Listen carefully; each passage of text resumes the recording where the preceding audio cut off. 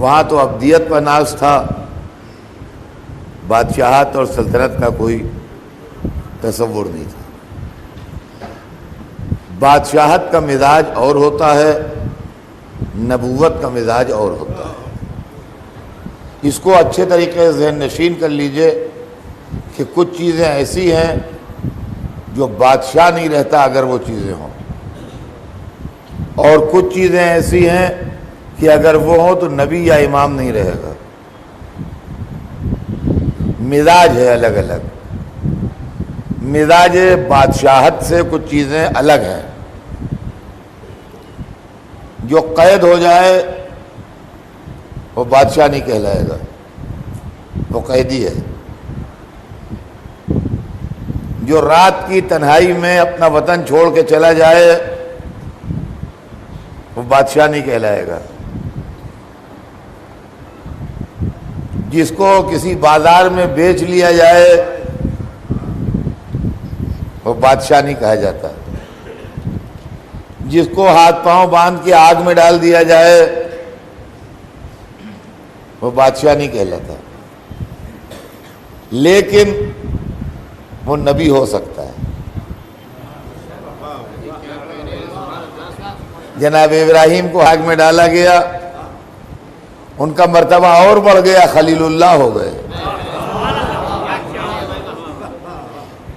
جناب یوسف مصر کے بازار میں بکے،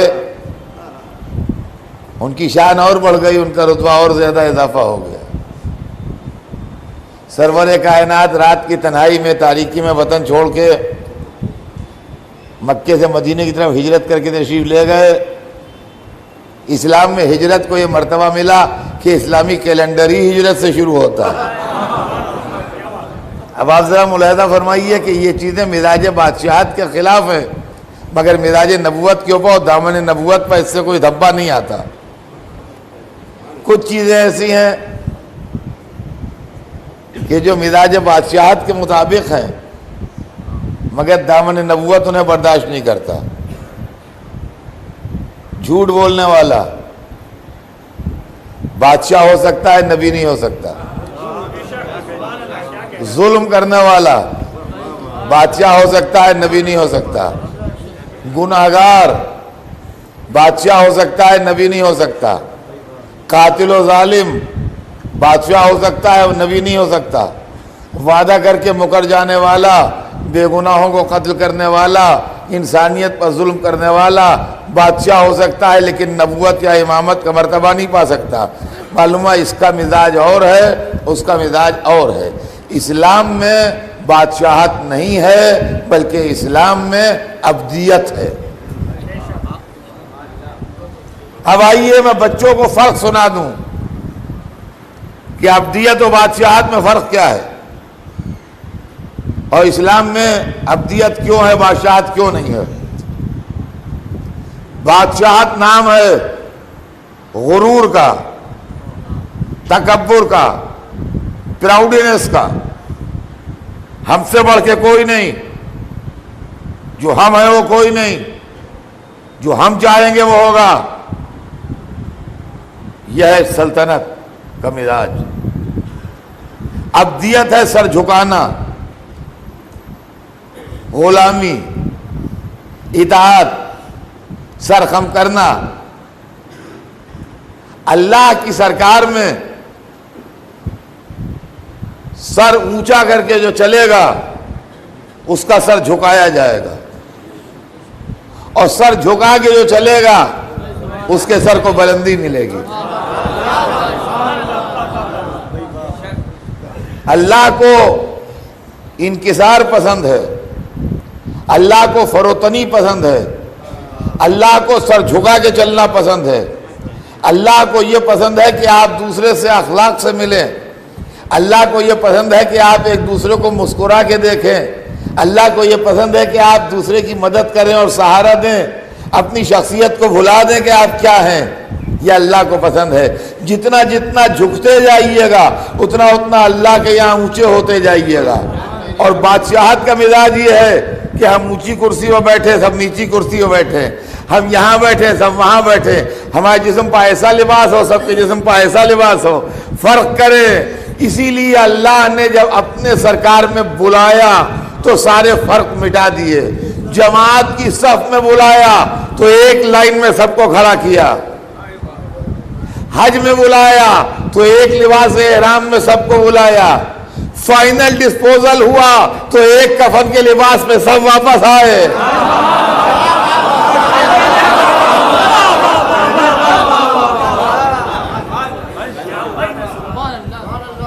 یہ نہیں ہوا کہ بادشاہ سلامت ہے تو ان کو زربفت کا کفن دیا جائے گا. صاحب اس کے اندر سونے کے تار بھی ٹکے ہوئے ہیں اور ہیرے بھی لگے ہوئے ہیں. بادشاہ ہیں تو جڑاؤ کفن ان کا ہو.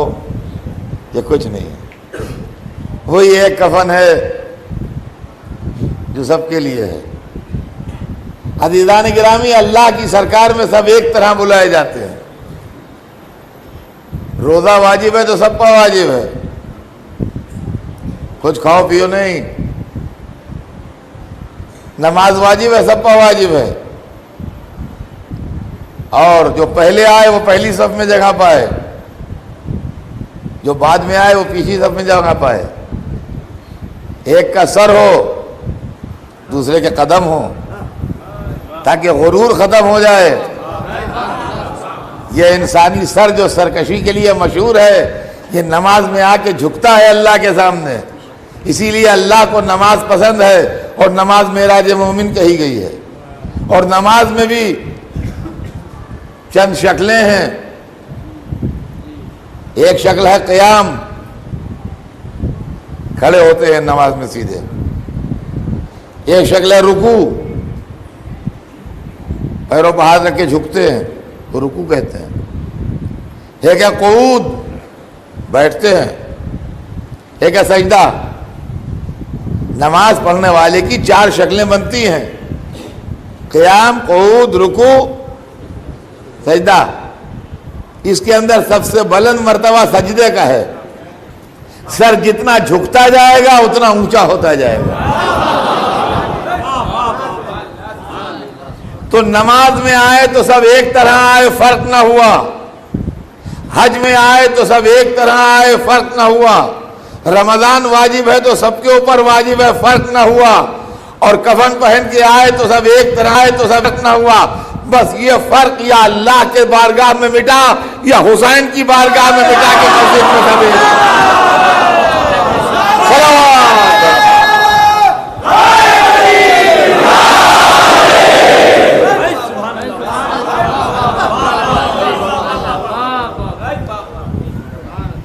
فرش مجلس کے اوپر بھی کوئی فرق نہیں ہے.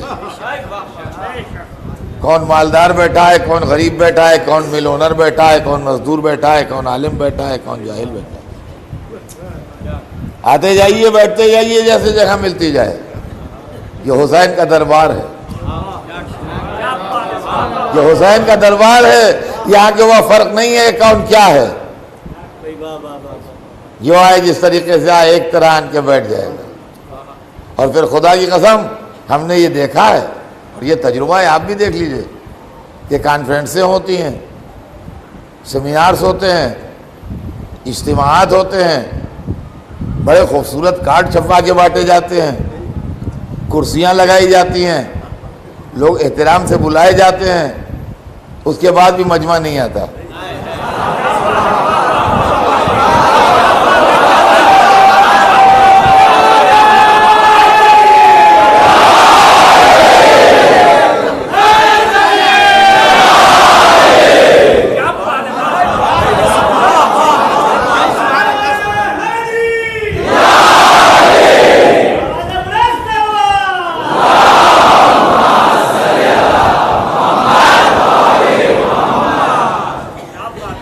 اس کے بعد بھی مجمع نہیں آتا.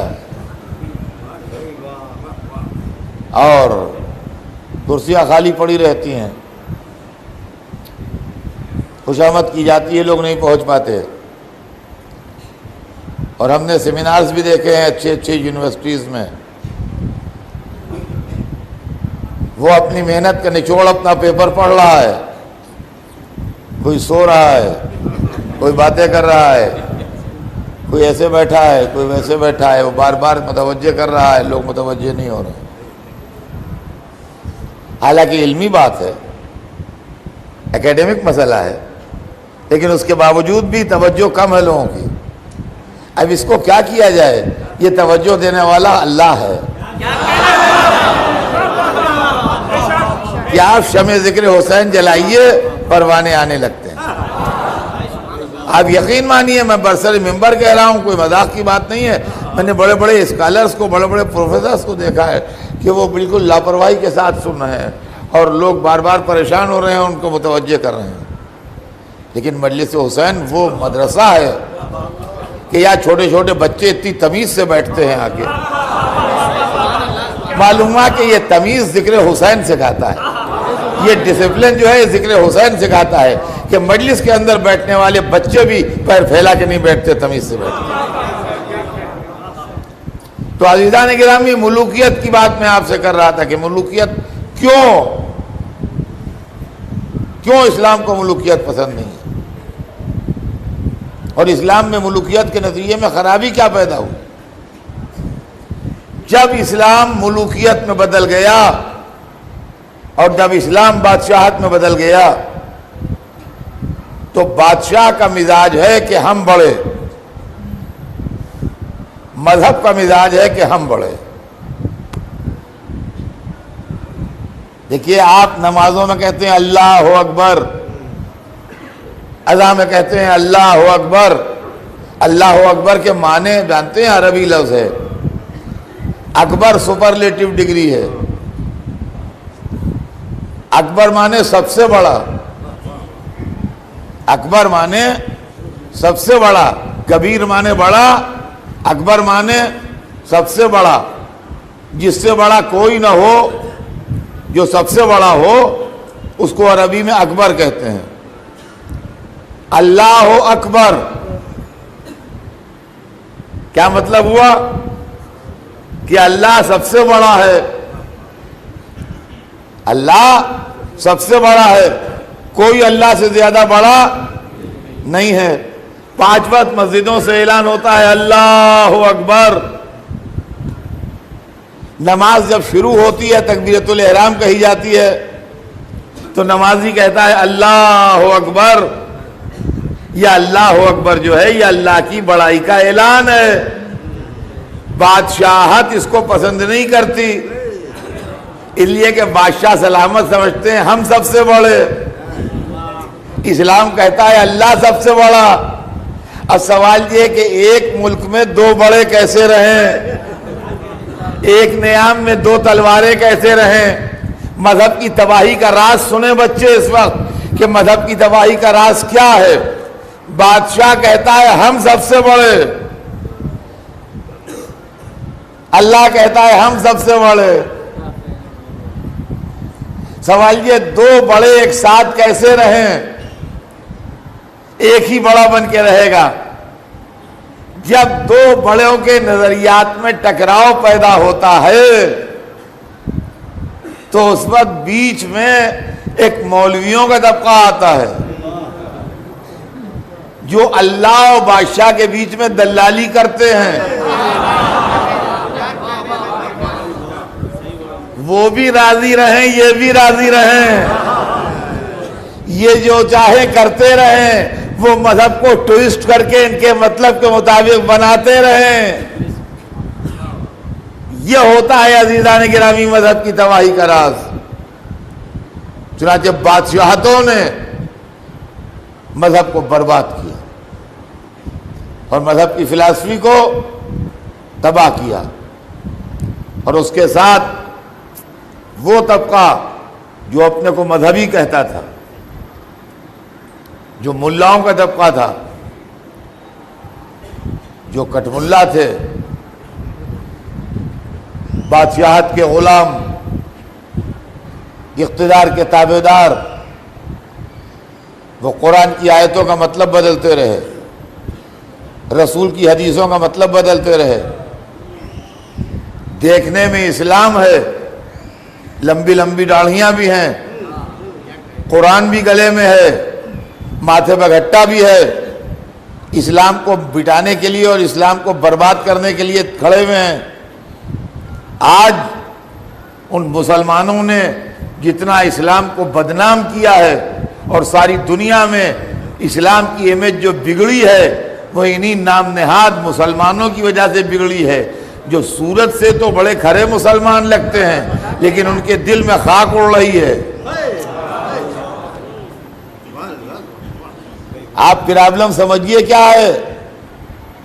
ہر ایک کی دوستی دشمنی ہوتی ہے، ہر ایک کی موافقت مخالفت ہوتی ہے، لوگ دوستی دشمنی میں ایک دوسرے کو مار ڈالتے ہیں، ایک دوسرے کو قتل کر دیتے ہیں، لیکن ہمارے آپ کے درمیان اگر جائیداد کی دشمنی ہے تو جائیداد کا نام لے کے قتل کیجئے۔ اگر ہم نے آپ کے گھر پر قبضہ کر لیا ہے، آپ کی پراپرٹی چھین لیا ہے، آپ کا دھندا خراب کیا ہے، تو آپ یہ کہہ کے ہمیں ماریے کہ اس نے ہمارا دھندا چوپٹ کیا، ہم اسے ماریں گے، اس نے ہماری باپ دادا کی جائیداد پر قبضہ کر لیا، ہم اس کو گولی مار دیں گے۔